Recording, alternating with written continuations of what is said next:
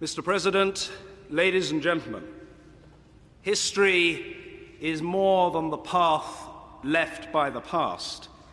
It influences the present and can shape the future. We meet today in Westminster Hall, a building begun 900 years ago, when the Vikings were visiting the shores of what would become the United States, even if it was Columbus who would subsequently demonstrate the politician's art of arriving late but claiming all the credit. This hall has witnessed grim trials and the sentencing to death of a king, coronation banquets, ceremonial addresses, and the coffins of those receiving the last respects of our people. Few places reach so far into the heart of our nation. Yet, until today, no American president has stood on these steps to address our country's parliament. It is my honor, Mr. President, to welcome you as our friend and as a statesman. Statesmanship is the cement which seals our shared idealism as nations. It makes meaningful the unity of ambition, passion for freedom, and abhorrence of injustice that is the core of our close alliance. It has fallen to you to tackle economic turbulence at home, to protect the health of those without wealth, and to seek that precious balance between security, which is too often threatened, and human rights, which are too often denied. History is not the burden of any one man or woman alone, but some are called to meet a special share of its challenges. It is a duty that you discharge with a dignity, determination, and distinction that are widely admired. Abraham Lincoln once observed that nearly all men can stand adversity, but if you want to test a man's character, give him power. Ladies and gentlemen, the President of the United States of America, Barack Obama.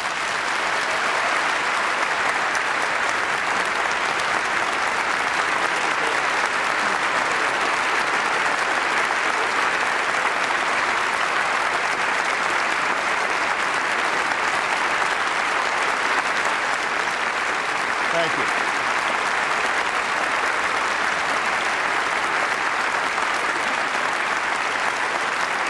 Thank you very much. Thank you. Thank you. Thank you so much.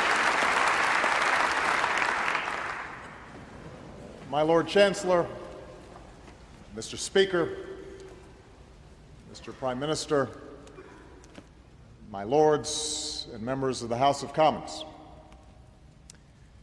I have known few greater honors than the opportunity to address the Mother of Parliaments at Westminster Hall. I am told that the last three speakers here have been the Pope, Her Majesty the Queen, and Nelson Mandela, which is either a very high bar or the beginning of a very funny joke.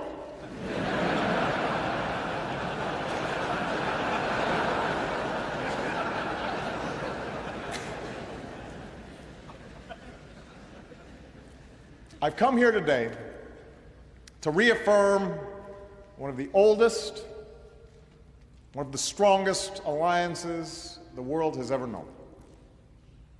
It's long been said that the United States and the United Kingdom share a special relationship. And since we also share an especially active press corps, that relationship is often analyzed and overanalyzed for the slightest hint of stress or strain. Of course, all relationships have their ups and downs. Admittedly, ours got off on the wrong foot with a small scrape about tea and taxes. There may also have been some hurt feelings when the White House was set on fire during the War of 1812. But fortunately, it's been smooth sailing ever since. The reason for this close friendship doesn't just have to do with our shared history, our shared heritage, our ties of language and culture, or even the strong partnership between our governments. Our relationship is special because of the values and beliefs that have united our people through the ages. Centuries ago, when kings, emperors, and warlords reigned over much of the world, it was the English who first spelled out the rights and liberties of man in the Magna Carta. It was here, in this very hall, where the rule of law first developed, courts were established, disputes were settled, and citizens came to petition their leaders. Over time, the people of this nation waged a long and sometimes bloody struggle to expand and secure their freedom from the crown. And propelled by the ideals of the Enlightenment, they would ultimately forge an English Bill of Rights and invest the power to govern in an elected parliament that's gathered here today. What began on this island would inspire millions throughout the continent of Europe and across the world.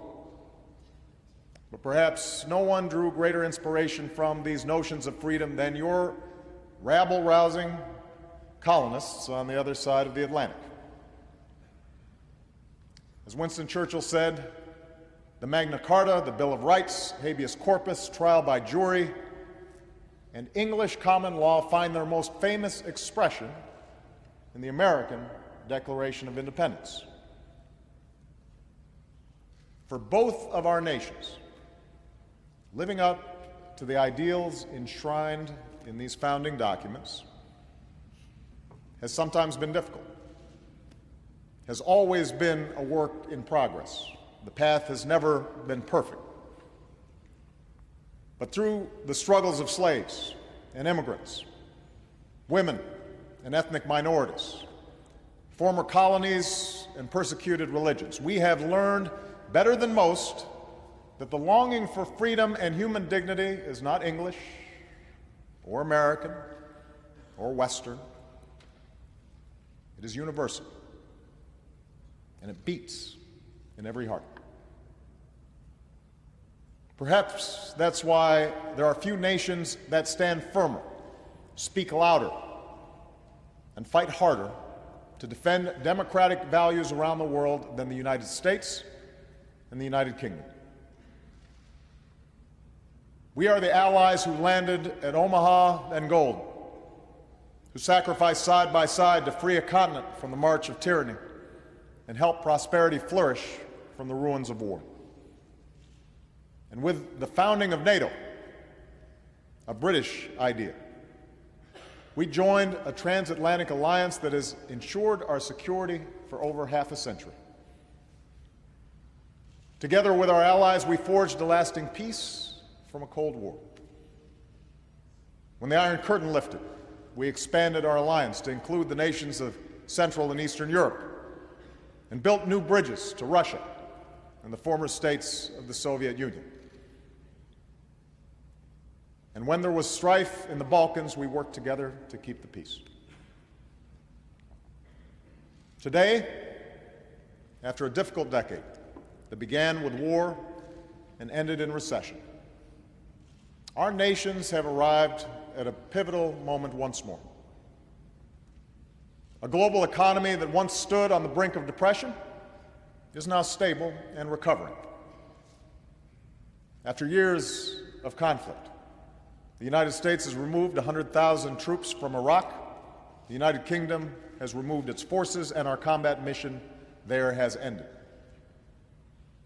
In Afghanistan, we've broken the Taliban's momentum and will soon begin a transition to Afghan lead. And nearly 10 years after 9/11, we have disrupted terrorist networks and dealt al-Qaeda a huge blow by killing its leader, Osama bin Laden. Together, we have met great challenges. But as we enter this new chapter in our shared history, profound challenges stretch out before us. In a world where the prosperity of all nations is now inextricably linked, a new era of cooperation is required to ensure the growth and stability of the global economy. As new threats spread across borders and oceans, we must dismantle terrorist networks and stop the spread of nuclear weapons, confront climate change, and combat famine and disease. And as a revolution races through the streets of the Middle East and North Africa, the entire world has a stake in the aspirations of a generation that longs to determine its own destiny. These challenges come at a time when the international order has already been reshaped for a new century. Countries like China, India, and Brazil are growing by leaps and bounds. We should welcome this development, for it has lifted hundreds of millions from poverty around the globe and created new markets and opportunities for our own nations. And yet, as this rapid change has taken place, it's become fashionable in some quarters to question whether the rise of these nations will accompany the decline of American and European influence around the world. Perhaps, the argument goes, these nations represent the future, and the time for our leadership has passed. That argument is wrong. The time for our leadership is now. It was the United States and the United Kingdom and our democratic allies that shaped a world in which new nations could emerge and individuals could thrive. And even as more nations take on the responsibilities of global leadership, our alliance will remain indispensable to the goal of a century that is more peaceful, more prosperous, and more just. At a time when threats and challenges require nations to work in concert with one another, we remain the greatest catalysts for global action. In an era defined by the rapid flow of commerce and information, it is our free market tradition, our openness, fortified by our commitment to basic security for our citizens, that offers the best chance of prosperity that is both strong and shared. As millions are still denied their basic human rights because of who they are or what they believe or the kind of government that they live under, we are the nations most willing to stand up for the values of tolerance and self-determination that lead to peace and dignity. Now, this doesn't mean we can afford to stand still. The nature of our leadership will need to change with the times. As I said the first time I came to London as president for the G20 summit, the days are gone when Roosevelt and Churchill could sit in a room and solve the world's problems over a glass of brandy. Although I'm sure that Prime Minister Cameron would agree that some days we could both use a stiff drink. In this century, our joint leadership will require building new partnerships, adapting to new circumstances, and remaking ourselves to meet the demands of a new era. That begins with our economic leadership. Adam Smith's central insight remains true today. There is no greater generator of wealth and innovation than a system of free enterprise that unleashes the full potential of individual men and women. That's what led to the Industrial Revolution that began in the factories of Manchester. That is what led to the dawn of the information age that arose from the office parks of Silicon Valley. That's why countries like China, India, and Brazil are growing so rapidly, because in fits and starts, they are moving toward market-based principles that the United States and the United Kingdom have always embraced. In other words, we live in a global economy that is largely of our own making.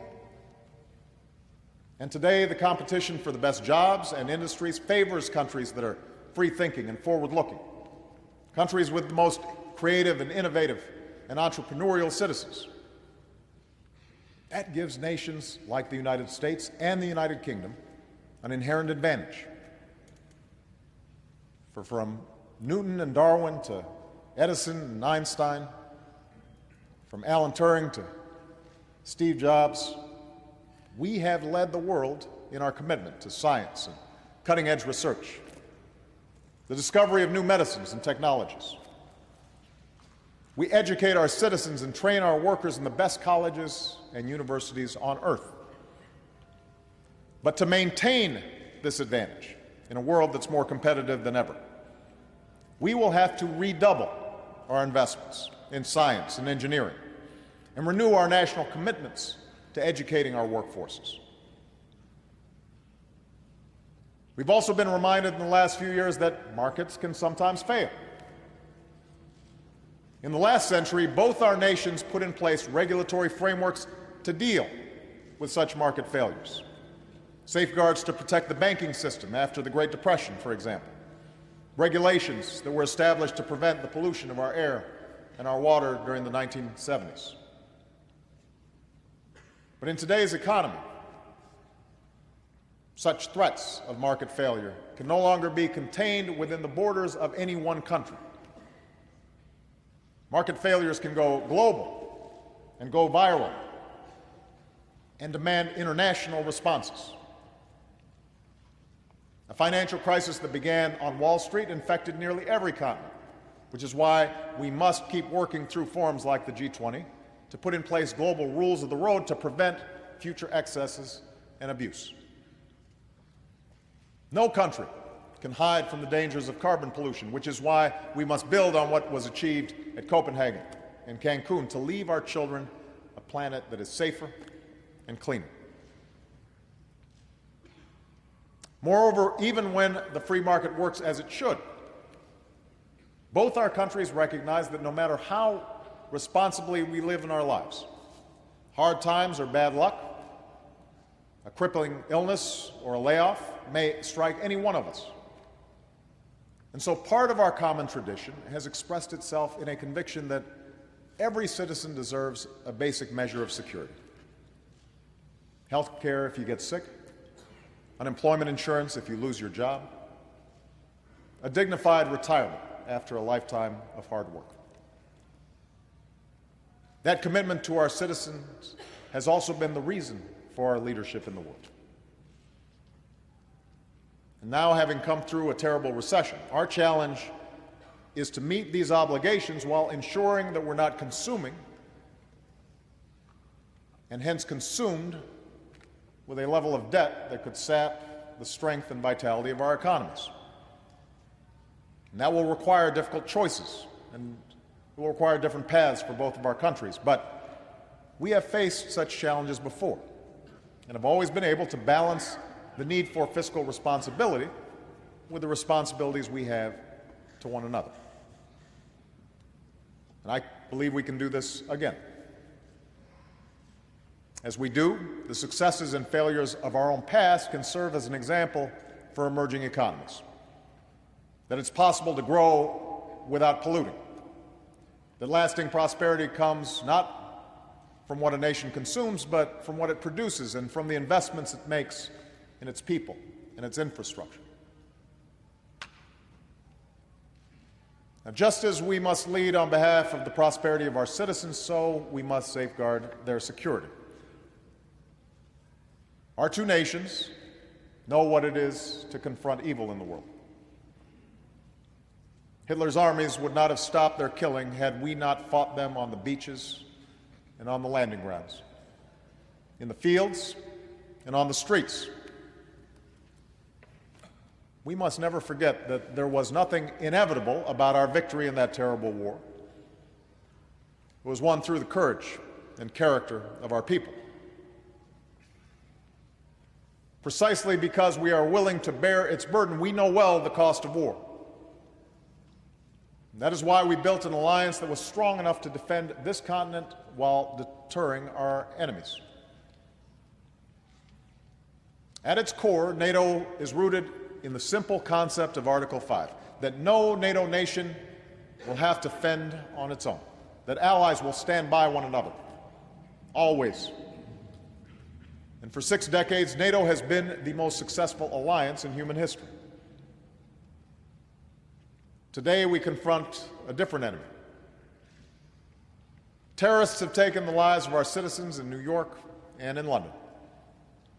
And while al-Qaeda seeks a religious war with the West, we must remember that they have killed thousands of Muslims, men, women, and children around the globe. Our nations are not and will never be at war with Islam. Our fight is focused on defeating al-Qaeda and its extremist allies. In that effort, we will not relent, as Osama bin Laden and his followers have learned. And as we fight an enemy that respects no law of war, we will continue to hold ourselves to a higher standard by living up to the values, the rule of law, and due process that we so ardently defend. For almost a decade, Afghanistan has been a central front of these efforts. Throughout those years, you, the British people, have been a stalwart ally, along with so many others who fight by our side. Together, let us pay tribute to all of our men and women who have served and sacrificed over the last several years.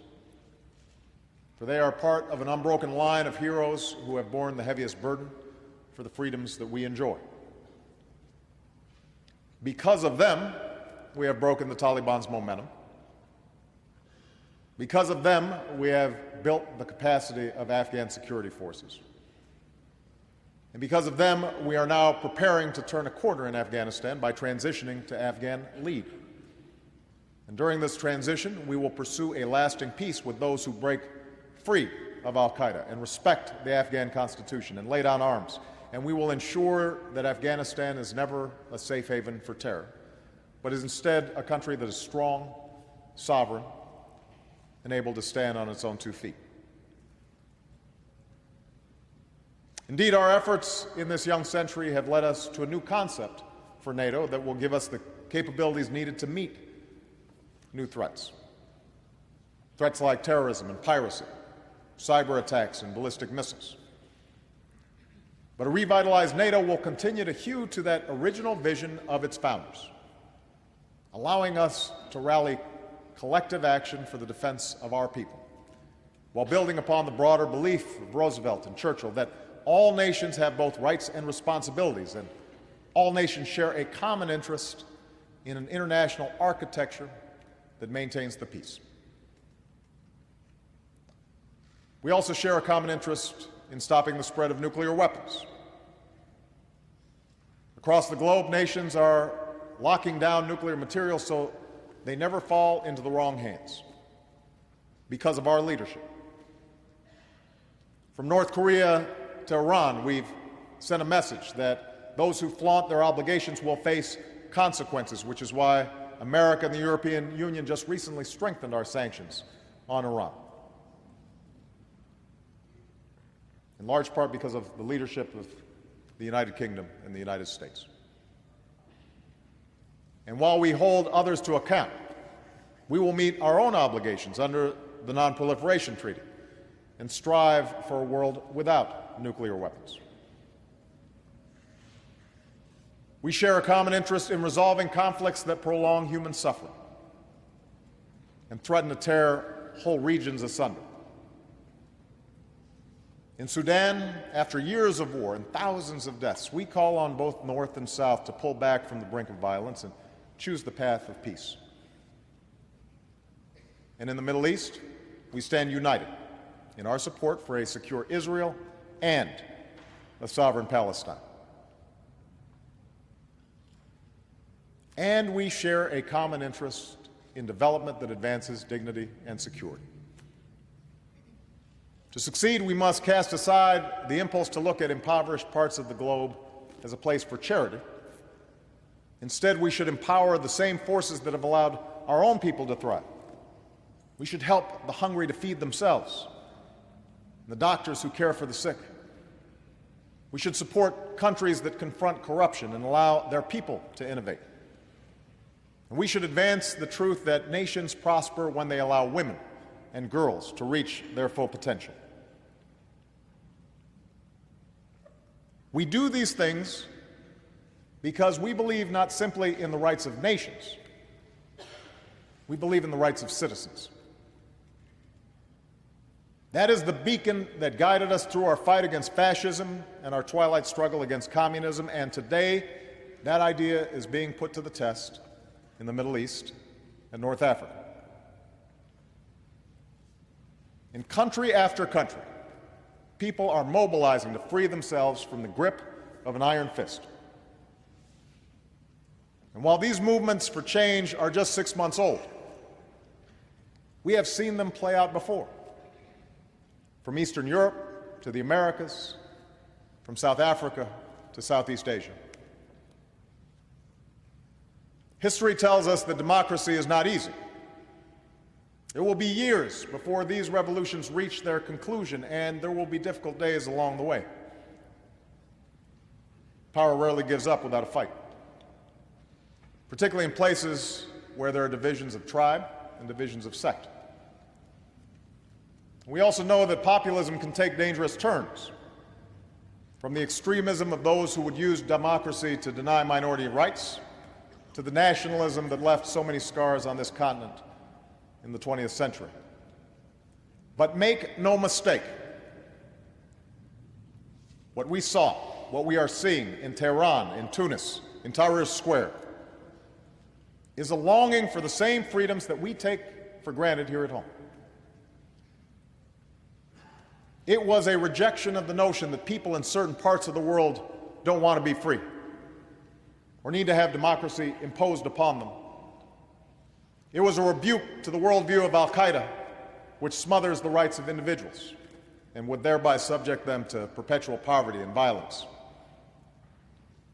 Let there be no doubt, the United States and United Kingdom stand squarely on the side of those who long to be free. And now we must show that we will back up those words with deeds.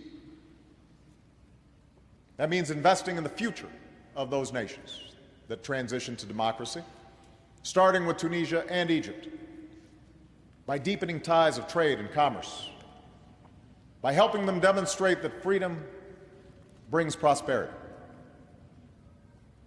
And that means standing up for universal rights, by sanctioning those who pursue repression, strengthening civil society, supporting the rights of minorities. We do this knowing that the West must overcome suspicion and mistrust among many in the Middle East and North Africa, a mistrust that is rooted in a difficult past. For years, we've faced charges of hypocrisy from those who do not enjoy the freedoms that they hear us espouse. And so to them, we must squarely acknowledge that, yes, we have enduring interests in the region to fight terror, sometimes with partners who may not be perfect, to protect against disruptions of the world's energy supply. But we must also insist that we reject as false the choice between our interests and our ideals, between stability and democracy. For our idealism is rooted in the realities of history, that repression offers only the false promise of stability, that societies are more successful when their citizens are free, and that democracies are the closest allies we have. It is that truth that guides our action in Libya. It would have been easy, at the outset of the crackdown in Libya, to say that none of this was our business. that a nation's sovereignty is more important than the slaughter of civilians within its borders. That argument carries weight with some. But we are different. We embrace a broader responsibility. And while we cannot stop every injustice, there are circumstances that cut through our caution. When a leader is threatening to massacre his people, and the international community is calling for action. That's why we stopped a massacre in Libya. And we will not relent until the people of Libya are protected and the shadow of tyranny is lifted. We will proceed with humility and the knowledge that we cannot dictate every outcome abroad. Ultimately, freedom must be won by the people themselves, not imposed from without. But we can and must stand with those who so struggle, because we have always believed that the future of our children and grandchildren will be better if other people's children and grandchildren are more prosperous and more free. From the beaches of Normandy to the Balkans to Benghazi. That is our interests and our ideals. And if we fail to meet that responsibility, who would take our place? And what kind of world would we pass on? Our action, our leadership, is essential to the cause of human dignity. And so we must act and lead with confidence in our ideals and an abiding faith in the character of our people who sent us all here today. For there is one final quality that I believe makes the United States and the United Kingdom indispensable to this moment in history. And that is how we define ourselves as nations. Unlike most countries in the world, we do not define citizenship based on race or ethnicity. Being American or British is not about belonging to a certain group. It's about believing in a certain set of ideals. The rights of individuals, the rule of law. That is why we hold incredible diversity within our borders. That's why there are people around the world right now who believe that if they come to America, if they come to New York, if they come to London, if they work hard, they can pledge allegiance to our flag and call themselves Americans. If they come to England, they can make a new life for themselves and can sing God Save the Queen just like any other citizen. Yes, our diversity can lead to tension. And throughout our history, there have been heated debates about immigration and assimilation in both of our countries. But even as these debates can be difficult, we fundamentally recognize that our patchwork heritage is an enormous strength. That in a world which will only grow smaller and more interconnected, the example of our two nations says it is possible for people to be united by their ideals instead of divided by their differences. It is possible for hearts to change and old hatreds to pass. That it's possible for the sons and daughters of former colonies to sit here as members of this great parliament, and for the grandson of a Kenyan who served as a cook in the British Army to stand before you as President of the United States.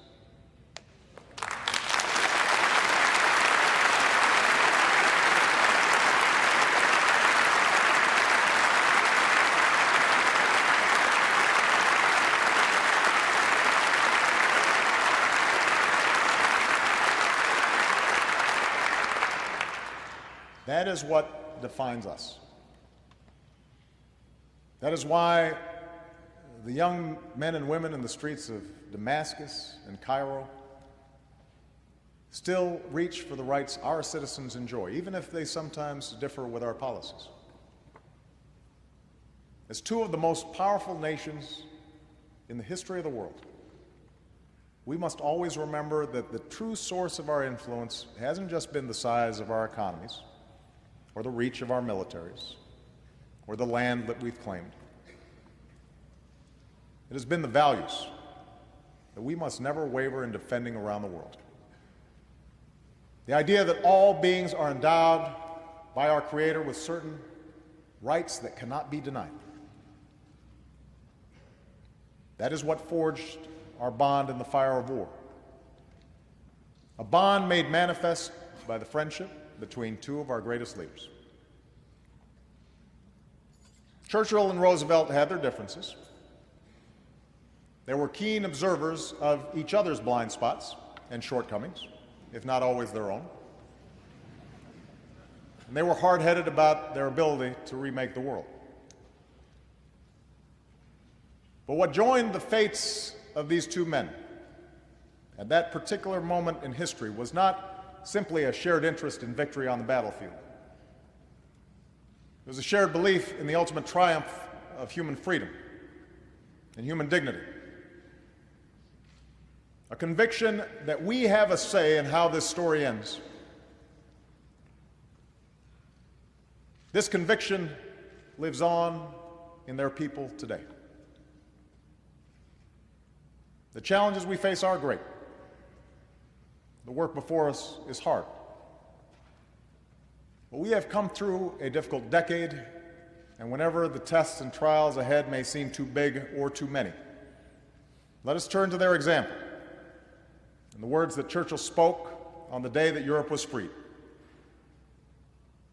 In the long years to come, not only will the people of this island, but the world, wherever the bird of freedom chirps in the human heart, look back to what we've done, and they will say, do not despair, do not yield, march straight forward.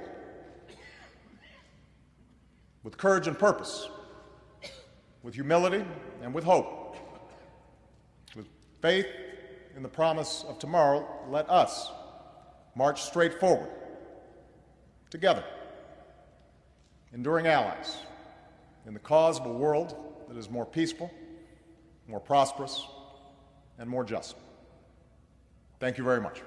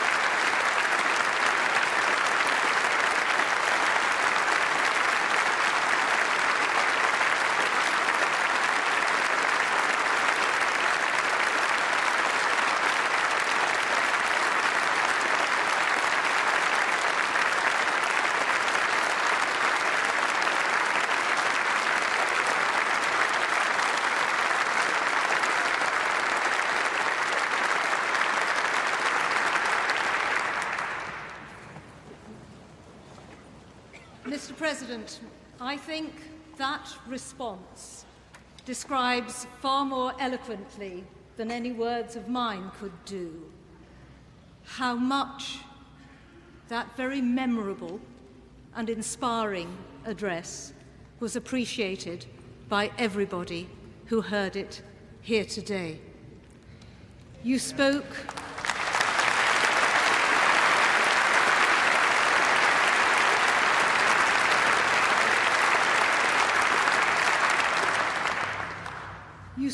with great warmth and great generosity about the British Parliament and the British people, and about the links that bind us, the values and the traditions that we share, the history that we have experienced together. But more than that, you spoke too, not just of the relationships of the past, but the relationships of the future. And I think that was what made what you said so inspirational. It was a distinguished American governor of New York who remarked on the propensity of politicians to campaign in poetry, but to govern in prose. The world you described to us today was not just one that is prosaic. It was one where the challenges are difficult and sometimes dangerous, one that is fast-moving, that is complex, sometimes contradictory, and that offers at least as many threats as opportunities.